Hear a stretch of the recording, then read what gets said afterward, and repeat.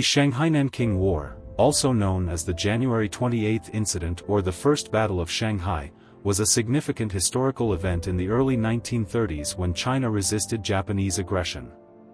The conflict took place from January 28 to March 3, 1932. Primarily in Shanghai and its surrounding areas. It symbolized China's efforts to resist external invasion and was a pivotal battle in the broader context of China's resistance against foreign incursions.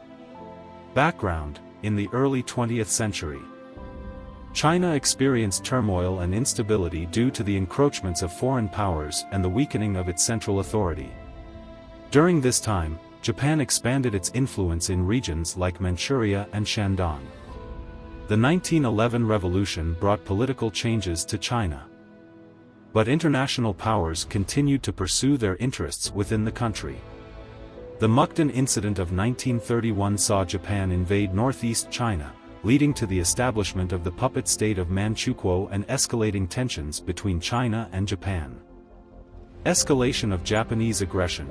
Following the Mukden Incident, Japan gradually extended its influence into northern China.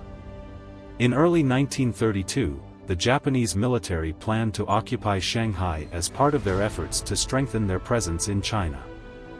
Under the pretext of various false claims, they aimed to swiftly seize control of this strategically important port city.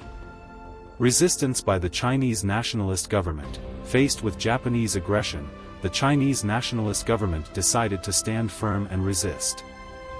The Nationalist Party and the Communist Party temporarily united to resist the common enemy. Although their cooperation experienced challenges later on, during the Shanghai-Nanking War, they worked together to defend their country's territorial integrity and dignity. Outbreak and progress of the battle. On January 28, 1932, Japanese forces launched an unexpected attack on Shanghai, initiating the conflict. The Chinese nationalist troops put up a determined resistance, engaging in intense battles with the Japanese in and around Shanghai. Despite the Japanese having technological advantages, the Chinese forces exhibited remarkable resilience and employed clever tactics that capitalized on the city's urban terrain. The hardships of battle. The battle was fierce and brutal, with both sides engaged in close combat in the city streets and buildings. Despite being technologically outmatched, the Chinese forces utilized the city's terrain to their advantage, implementing a series of strategic maneuvers that made it difficult for the Japanese to achieve a swift victory. International pressure and ceasefire. The Shanghai-Nanking War garnered significant international attention, with many countries condemning Japan's aggression and expressing concern. Under international pressure, Japan and China reached a ceasefire agreement on March 3, 1932, ending the conflict. While the ceasefire didn't fundamentally resolve the underlying Sino-Japanese tensions, it demonstrated China's determination to resist foreign aggression. Significance of the battle. Although relatively brief in duration, the Shanghai-Nanking War holds great historical significance in China.